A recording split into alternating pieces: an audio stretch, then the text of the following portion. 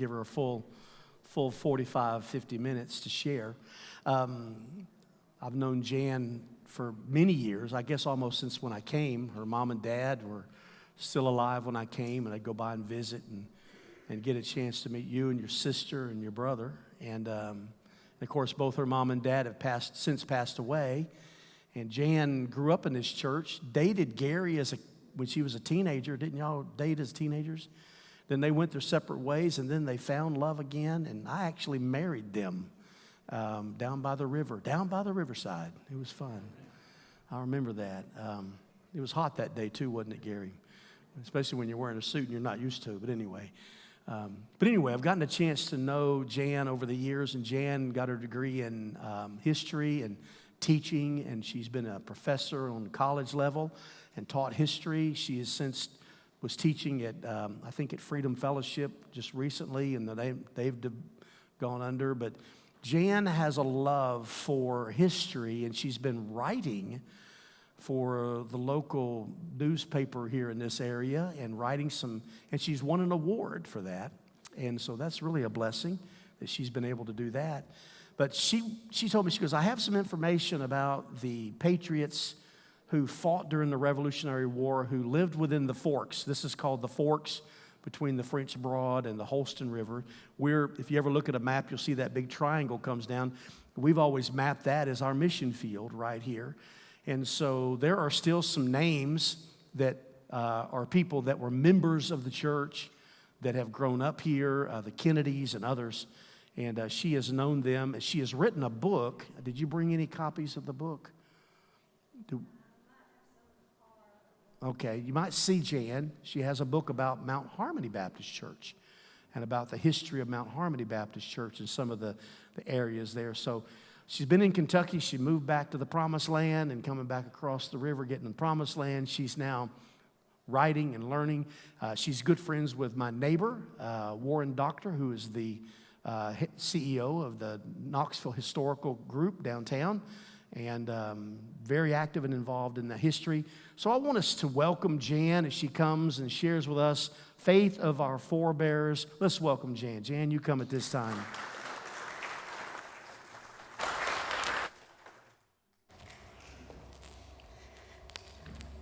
Thank you, Pastor Martin. Woo! Okay, that's not a good start. We good now? All right, all right, thank you. Happy birthday, USA, right? You don't look 250, although some of us might feel that way from time to time. As Pastor Martin said, I'm here today to tell about the Revolutionary War soldiers and their wives and their ties to Mount Harmony Baptist Church. Of course, Mount Harmony was not established and didn't enter into the Baptist Association until 1874. And of course, the Revolutionary War soldiers by that time had already passed on. But their children and their grandchildren that they shared their faith with and that were witnesses to their testimonies, of course, have had an influence here at Mount Harmony.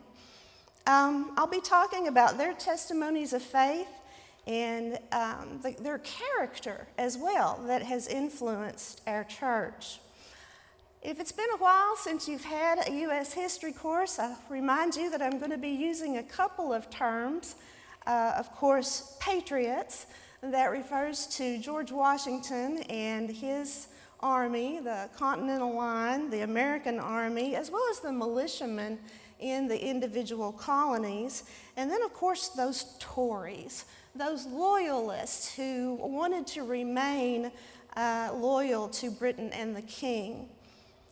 This obnoxious thing that I'm wearing here is called a cockade. And the cockade would have been smaller, and it's what the men would have worn on their hats. And of course, the ribbons would have indicated their particular position within the military, and it would have indicated which side they were on so that they didn't get shot by their own men, right? As Pastor Martin said, I grew up here at Mount Harmony. How many of you actually remember Carl and Wanda Loveday? I am curious. Oh, yeah. It's hard to believe they've been gone 20 years. I still miss them, of course. But when I wrote the early history of Mount Harmony Baptist Church, I took Psalm 45, verses 4 through 6, very seriously. It says, "One generation shall proclaim God's works to another and tell of his mighty acts." And so that's kind of my mission. That's what I do, so that our rich Christian heritage is not forgotten. I used to write monthly articles for East Knox Area News, and within the last 2 years, I've been writing for the online newspaper, Knox 10 Today.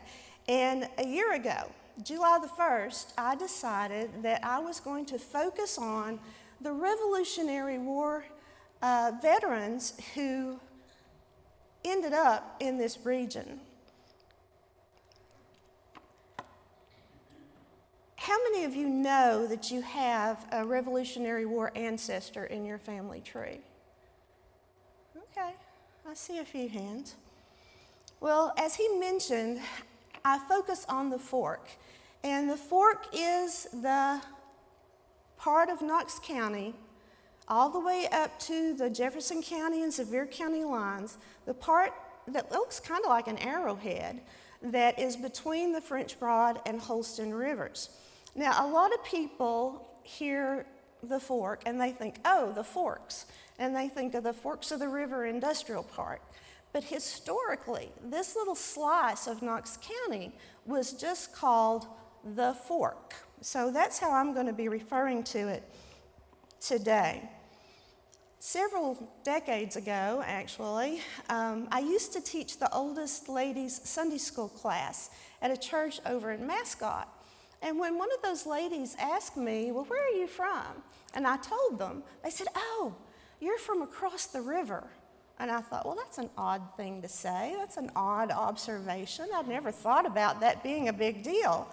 And then I realized those ladies were in their 80s, and they had grown up before the bridges had been built to form access to the Fork. So while they were children, the only way to get into our part of Knox County was either to ford a river or to go by boat or take a ferry. In fact, the bridge over the Holston up at Mascot, there at McBee's Ferry, was not built until 1931. The one at Asheville Highway at Armstrong Ferry, later known as Ruggles Ferry, was built in 1935. Boyd's Bridge, down at Boyd's Ferry, was built in 1949. And the one over the French Broad, there at John Sevier Highway, was not completed until 1963. The one over the Holston for the interstate was not completed until 1975. And I know that because Gary and I think it was Donnie Huffaker used to race on the compacted ground before they actually put asphalt on it. Yeah, 1975. This map that you see is a map of the Fork, and I'm going to be using a little pointer here, and I'm going to point to this side. I hope everybody can see it. But this is, well, it disappears. How about that? Okay, the lower left-hand corner is where the French Broad, which is the lower squiggly line, and the Holston, which is the upper squiggly line, they come together to form the Tennessee. And so that's what you see down here at the lower left. And that's what most people think of when they think of the Forks. You've got the Forks of the River Industrial Park, you've got the Forks Conservation Area. But like I said, this entire slice of Knox County was known as the Fork. And on this particular map, you'll notice that there are all kinds of dots along the French Broad River. There are a few along the Holston River. This map was completed by the Knox County Planning Commission. I think it was in the 1980s. And they were identifying the historic sites that were in this area. Actually, all of Knox County, this is just one of the maps. Riverdale, where Gary and I live, is actually denoted as a historic district there along the French Broad. This map is of northeast Tennessee. And of course, we know that Cornwallis surrendered in 1781. The Treaty of Paris was not written and signed until 1783. But when the war was over, our government had a lot of war debt. And the only way that they could really pay the veterans was to give them land. And the men who came here to the Fork when those lands opened up, most of them came from northeast Tennessee, and that's what you see on this map. These are the settlements there in the area that is now Johnson City and Kingsport and Bristol, Elizabethton there. These men had come to that area when they weren't supposed to. The king had told them initially, told everybody, don't go over the mountains because we won't have the soldiers there to protect you from the Native Americans and the French who don't want you there anyhow, right? Well, these guys came anyway. They were fur traders and long hunters and pioneers who were out for adventure and to have homes of their own. And because they came over the mountain, they were known as the Over Mountain Men.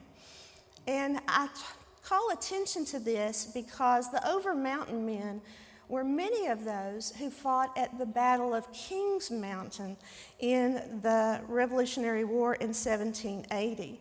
And of course, Ferguson had said, you guys over there, you need to lay down your weapons or we're going to come hang all of your leaders and we're going to burn your homes.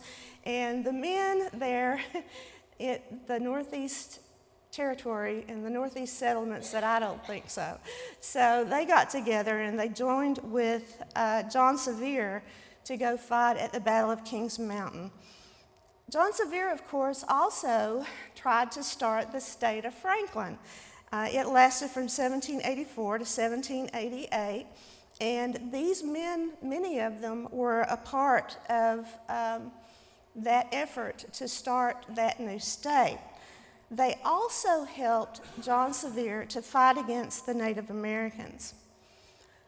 All right, the first guy we want to talk about is Francis Merriman. And Francis Merriman settled in the Fork. He was born in 1757 in Cumberland County, Virginia, and he enlisted there in 1776. He was a private in the 2nd Regiment of Infantry in the Continental Army. So he was actually a regular soldier under General George Washington. He served for 3 years. He was there at the battles of Brandywine, Germantown, Monmouth, Stony Point, and Petersburg, as well as other skirmishes and battles. Washington began the siege of Yorktown, Virginia on September 28, 1781, and of course the Revolutionary War ended on October 19th with the surrender of Cornwallis.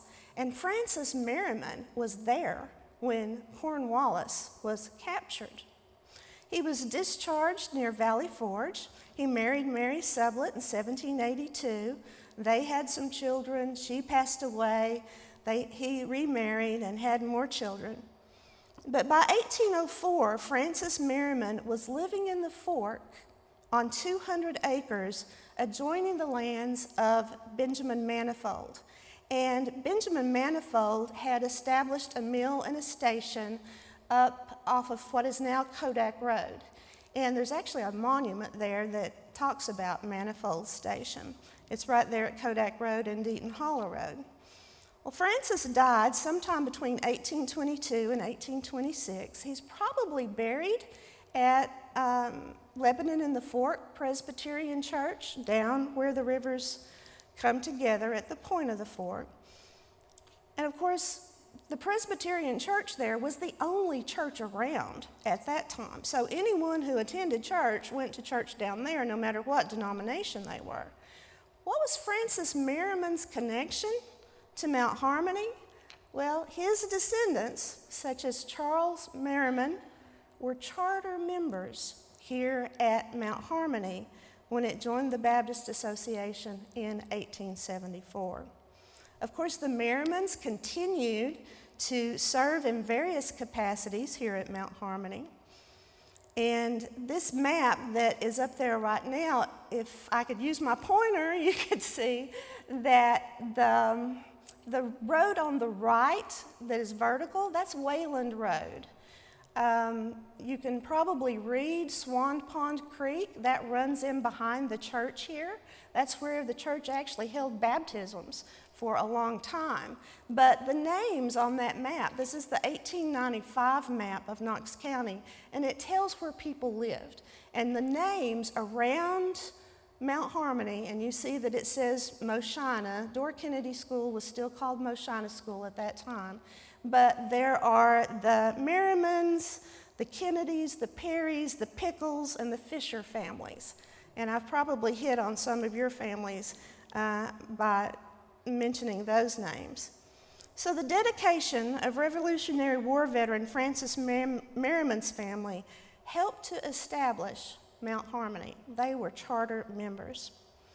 Then we have Reverend William Johnson. He was a Baptist minister at Rock's Church in Appomattox County, Virginia, and he provided 396 pounds of beef to the Continental Army. Now, that might have had something to do with the fact that his son, Robert, served 2 tours as a private in the Continental Army from 1780 to 1781, and that included the Battle of Guilford Courthouse. Reverend William Johnson and his family came down through Virginia to East Tennessee, and he preached and started churches all along that route before he ended up down here. He actually served as the first moderator of the newly formed Tennessee Association, which was a consortium of 19 Baptist churches that met at Beaver Creek. Their sons and their descendants also served in the ministry.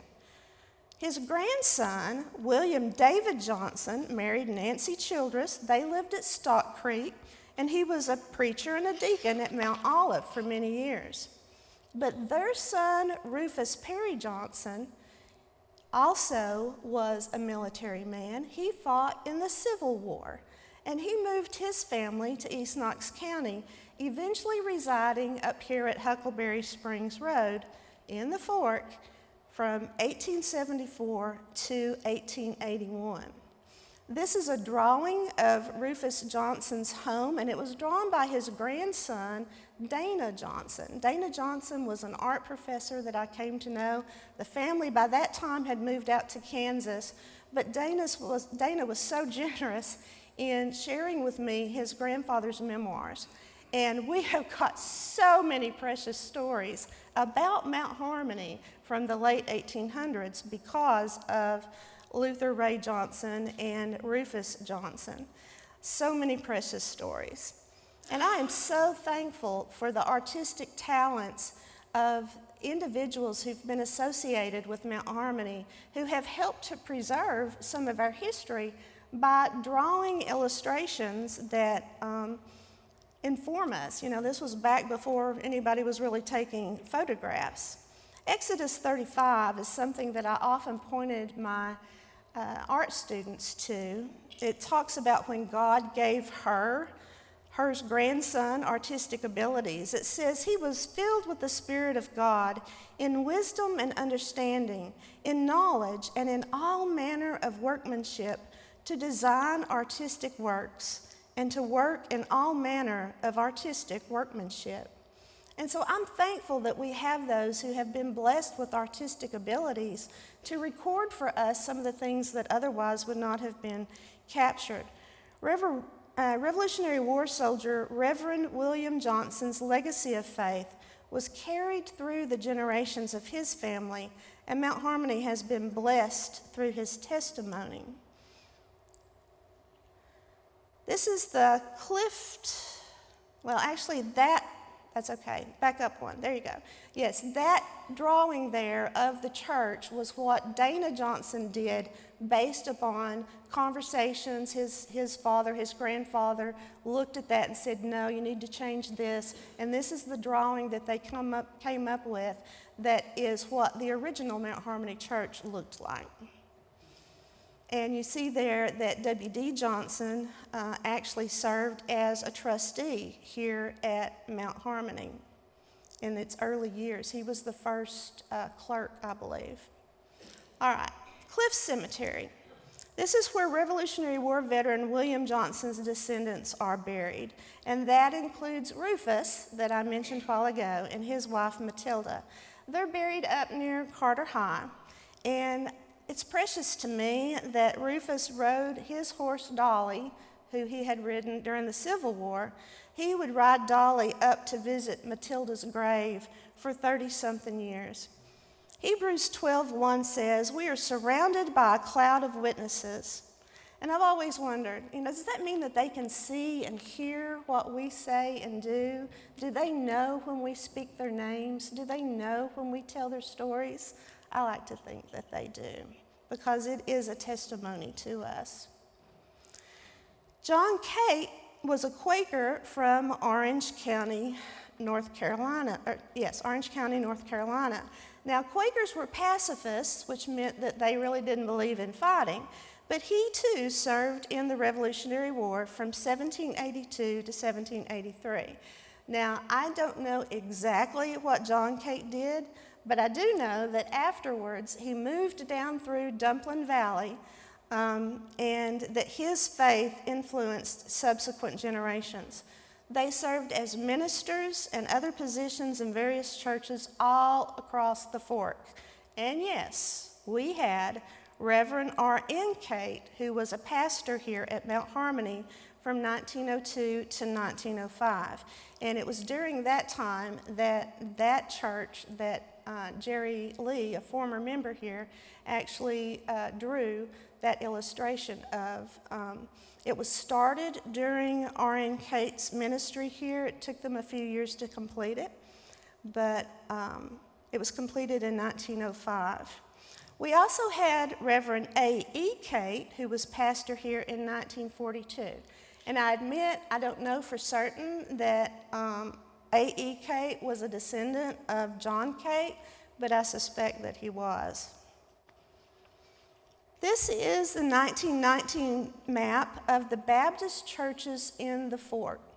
And you'll notice there aren't very many of them in 1919. You'll also notice that it mentions Sand Branch Baptist Church. Well, we know Sand Branch Methodist, but yes, there was a Sand Branch Baptist at that point in time. When they disbanded, they took down that building, and Marbledale Baptist used that material to build their first sanctuary. You'll also notice that Ebenezer Baptist is over there on the right-hand side of the Sevier County line. And that district line was changed when Carter High School was built, and they moved that line so that the kids who lived in Tuckahoe could go to Carter High instead of having to cross the river to go to school. This is the Perry cabin coming up, and this cabin, excuse me, pardon me, I take allergy medicine and it dries me up. This is the cabin that was on the land where I grew up over on Moshina Road. And it had been added to, it had been covered over with shingles, and most people didn't know that it was a log cabin underneath until my dad took the siding off, and then everybody wanted to buy it. And actually one of the teachers who lived in the area bought the log cabin, took it apart, reassembled it, and added it onto his parents' house.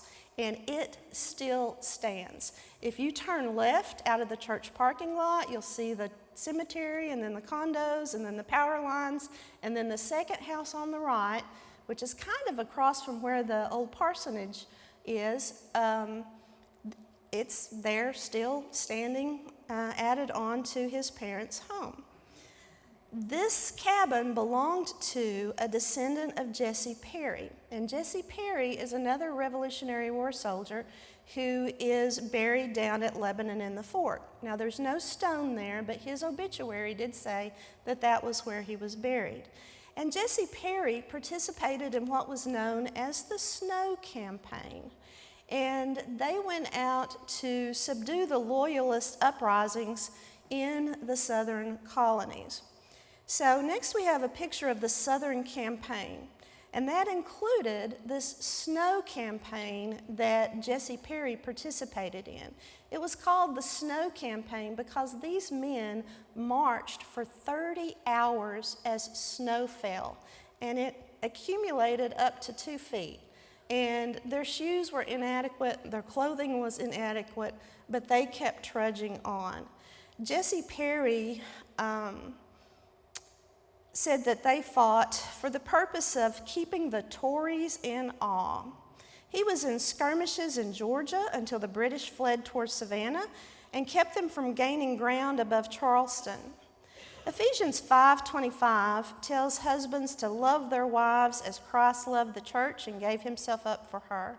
And Jesse Perry was a devoted and protective husband. He was so involved with the fighting that the Tories in the area kept attacking his home. And so he moved his wife and his family someplace else so that they would be safe. Even after he left the army and was at home, he was taken prisoner by a company of Tories and sent to Camden. And he was eventually set free there, but he continued to fear. And that's what it was like during this time. A lot of people think Revolutionary War, well, for our independence, but it really was a civil war. It was neighbor against neighbor because not everybody wanted independence. And so he endured those trials. He moved to the Fork in about 1812, and of course their children married here and began families nearby. He died in 1845 at the age of 90, and he and his wife Margaret are buried down at Lebanon in the Fork Presbyterian Church also. Jesse Perry's obituary in the Knoxville Standard said, "He always maintained the character of an honest man, a quiet and unoffensive citizen, and a good patriot." And his wife Elizabeth died less than a year later, and she too is buried down at Lebanon. So many of the men who settled in the Fork were part of these southern campaigns, which included the Battle of Kings Mountain. You'll know that basically those living in this area got a little nervous about things, and they kept building up their armies, building up their militia, while the Patriots built up theirs. Well, what's the connection between Jesse Perry and Mount Harmony? Well, he is Dora Kennedy's ancestor. And Dora Kennedy gave part of the land for Mount Harmony's education building, which was completed in 1957.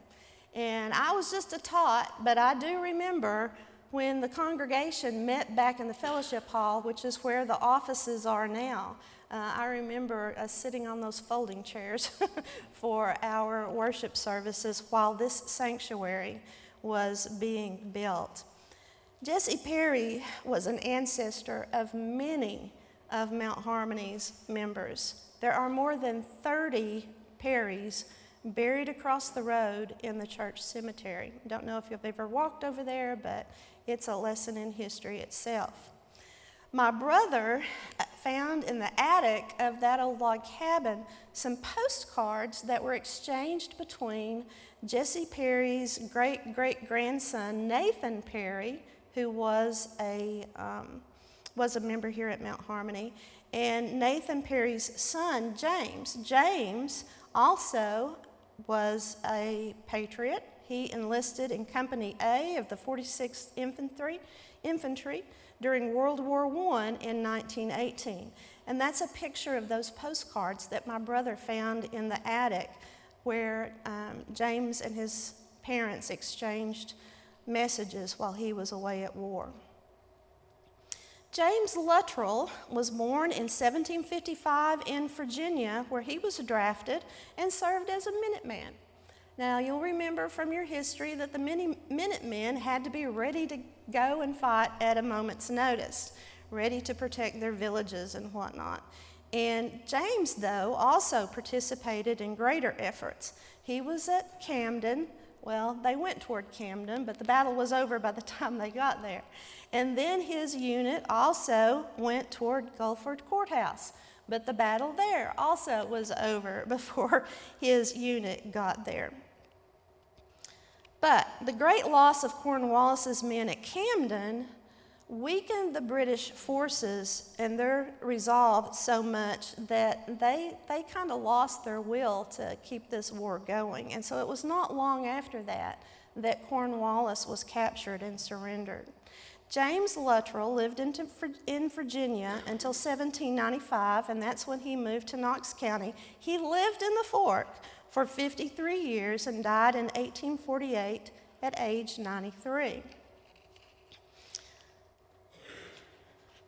So we have lots of Luttrell descendants who have been members of the church, and this is from a page in the church records that shows some of the Luttrell members here. Now, his descendants were prominent civic leaders that include Knoxville mayors. Revolutionary War, James Luttrell would be proud of his descendants and their testimonies of faith and service.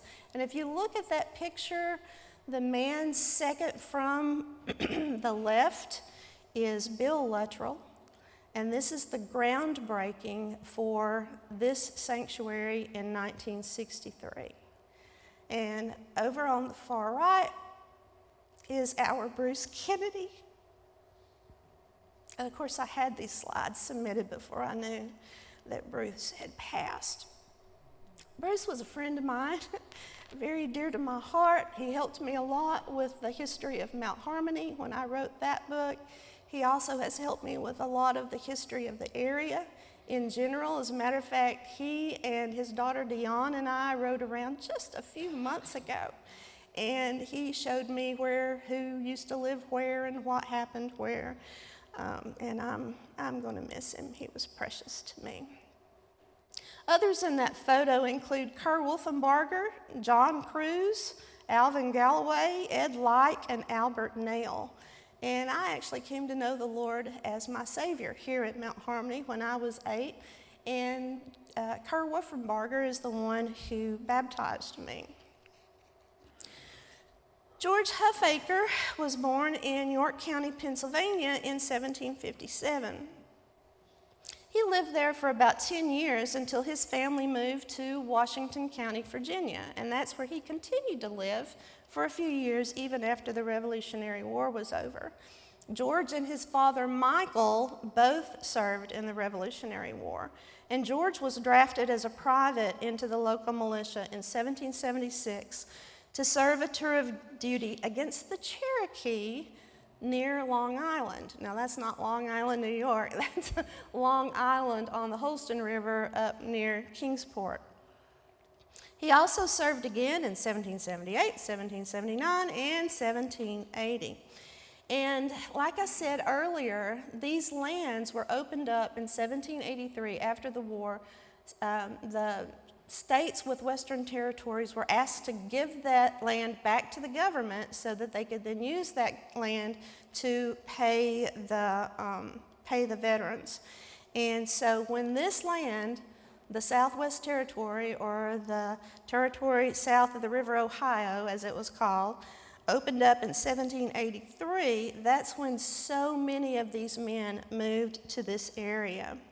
And even after the Revolution, a lot of these men continued to serve. And even though the Revolution was over, if they served as part of the militia in order to fight against the Native Americans who were here, they too received a Revolutionary War pension, even though the war had been long over. And George Huffaker was known as an Indian fighter. And he was sent as a corporal at age 35 with 6 men to guard Henry's Station, which is up near Kodak. He and his wife and family actually lived across the French Broad, but they gave land for Seven Islands Methodist Church, and then they also gave land in 1855 for Asbury Church. Pardon me. His family established the Huffaker Ferry, which is now Cruise Landing, up off of Kodak Road. And that's actually where Gary was baptized. I was there. He was 16. I was there. George's descendant, Enoch Huffaker, was just 13 when the Civil War started. And all the other men had gone off to fight, and he was left back in the community. And when someone needed to have a coffin built, they asked Enoch if he would do that. Well, he continued in that role all throughout the Civil War. And he continued to build his skills as a woodworker. He eventually built houses, and he built churches. His handiwork can be seen at Bethel Methodist, up next to Seven Islands Birding Park, and at French Broad Methodist as well. He built that church. Enoch was left behind to serve his community for such a time as this. And he went on to learn embalming skills, and he was the undertaker for this area all throughout the rest of his life. George Huffaker's descendants endeavored in all kinds of occupations, not just woodworking, but ferry running and preaching and making pottery and all kinds of things. Enoch Huffaker died in 1936 at the age of 88. 2 Corinthians 1:3-4 tells us to comfort others as we have been comforted. And Enoch Huffaker used his skills as an undertaker to comfort the people of this area. And that would have included the early members of Mount Harmony. Like I say, the Civil War ended in 1865, and this church joined the association. Did I say 18? Yeah, 1865. And this church joined the association in 1874. So he was undertaker here during the times of the early members of Mount Harmony.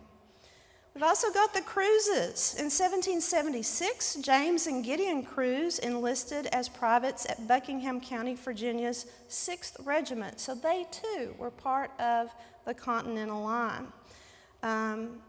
James apparently also was at the Battle of Guilford Courthouse, which was pretty significant. Although the Cruises originally lived across the French Broad south of the river, of course, a lot of them came into the fort, and they had dairy farms. We've got Cruise ice cream now just down the road. And so Cruise family members can be proud of their ancestors' service in the Revolutionary War. Many of these men, as I said, were faithful followers of John Sevier because they had fought with him at the Battle of Kings Mountain, which was considered a turning point during the war. John 15:13 says, "Greater love has no man than this, that a person lay down his life for his friends." And these men were willing to do that. They were fearless, and they were also devoted to John Sevier as well as James White. The Native Americans, of course, were not happy that the settlers were here. Even though a lot of treaties were made, we never kept a single one. And that was due in part because of the fact that, the Native Americans, especially the Cherokee, were very autonomous in their decision making. So they might have a couple of people who decided that they were going to be representatives of the Cherokee, and they would make a deal with the settlers, and the rest of the tribes like, no, we don't agree with that. And the other problem was that every time they drew a line that was a boundary for the settlers, there was always somebody who was already on the other side of it. And so, the Cherokee didn't want us here to begin with. We were taking their land. And so they went back and forth and back and forth. And these are the men that would ride with John Sevier and James White when there was that kind of conflict. And it really didn't matter sometimes who had committed a particular act of violence. The other side would retaliate no matter what. And maybe it wasn't that particular village that had done something, they would just, go burn a village. And when something was done against the Native Americans, they would just come burn somebody's cabin. And so this went on until the late 1790s. One of these men was Jesse Green, and Jesse Green actually lived across the river. And his ancestors were Quakers, but he was very devoted to John Sevier. And when John Sevier was arrested and taken to Morganton, North Carolina, Jesse Green, some of John Sevier's sons, all went riding over to Morganton. And the courthouse door was left open, and these men had taken John Sevier's fastest horse with them. And so they left it untethered just outside the courthouse door. And the trial was going on, and a couple of the men went in and mingled in, and they weren't really suspected in terms of who they were. But one of them suddenly shouted, "Are you finished with this man?" And when they shouted that, of course, that caused a lot of chaos. John Sevier took advantage of the opportunity, ran out of the courthouse, jumped on his horse, and rode back to Tennessee with all of his followers behind him. And Jesse Green was one of those men. Now, I mention him because I want to talk specifically about his wife, Isabella.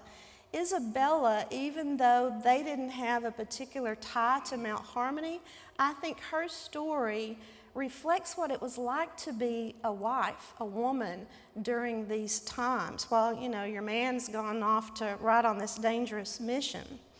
They had at least 7 children. They were devoted Christians. 3 of their sons became ministers. And Hebrews 13:2 admonishes us to not forget to show hospitality to strangers, for by doing so, some people have shown hospitality to angels without knowing it. And that's what Isabella Green was known for. Historian Dr. J.G.M. Ramsey wrote her obituary, and this is what he said about Isabella Green. She seemed to delight in doing good and aiding the comfort of others. Essentially, a Christian, she loved all and helped all, was social, obliging, kind, forgiving, hospitable, amiable, gentle, humble, unpretending, sincere, and pious. Wouldn't you like to have that written about you? Yeah. So the women, too, were very devout in their ministries to others. One other that I want to tell you about is Andrew Evans' wife, and they were actually in a conflict at their home. And Andrew Evans, who was an excellent marksman, ran out of ammunition. And so he told his wife to melt down their pewter plates and mold them into bullets. And so she saved their family with their dinner plates. The last person that I want to talk about is Elizabeth Carrick. In 1793, the people of Knoxville got wind of the fact that the Cherokee and some of the Chickamaugas and some of the Creek warriors were headed toward Knoxville, and they were going to attack the city. But the men learned about this. So all the men in the area, including these men that I've told you about, as well as so many others, they got together. They were known as the Invincible 38. And they went to Knoxville. Well, while they were gone, Samuel Carrick's wife became ill and passed away. And the women of the area put her body in a canoe. They lived there about Boyd's Bridge, and brought her body down the Holston River and buried her there at Lebanon in the Fork. What's the significance of that? Well, her husband was Reverend Samuel Carrick, and he was the one who had started the church there at Lebanon in the Fork. He also started First Presbyterian downtown, and he also had seminary courses in his home. Those seminary courses turned into Blount College. Blount College turned into the University of East Tennessee. That turned into the University of Tennessee, and he is considered the first president of the University of Tennessee. And his wife is buried down here in the Fork. She died while the men were away to protect Knoxville. What is the connection between them and Mount Harmony? Well, as I've said a few times, this is where so many of the ancestors of the people who ended up in Mount Harmony, this is where they worshiped to begin with.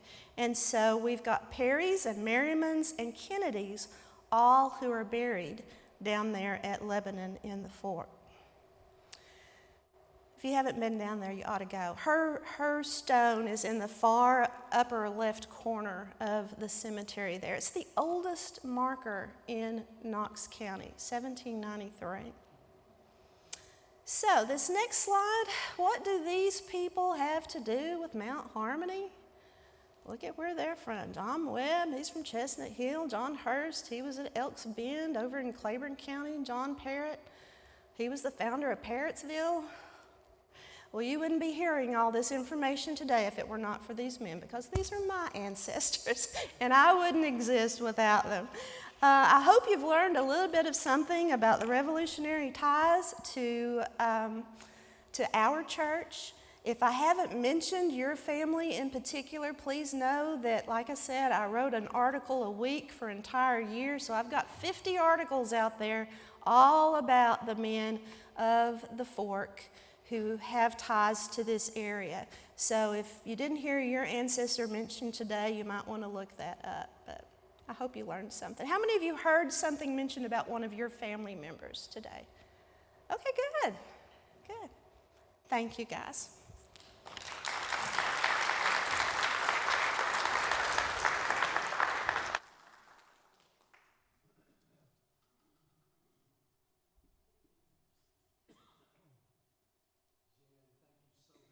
I think that was really interesting to hear all those stories, even though, you may not be from around here.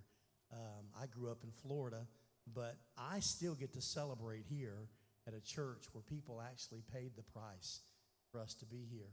And I just really appreciate the work that's gone into that. Jan has so much more material. If somebody wanted to read these articles, they're online.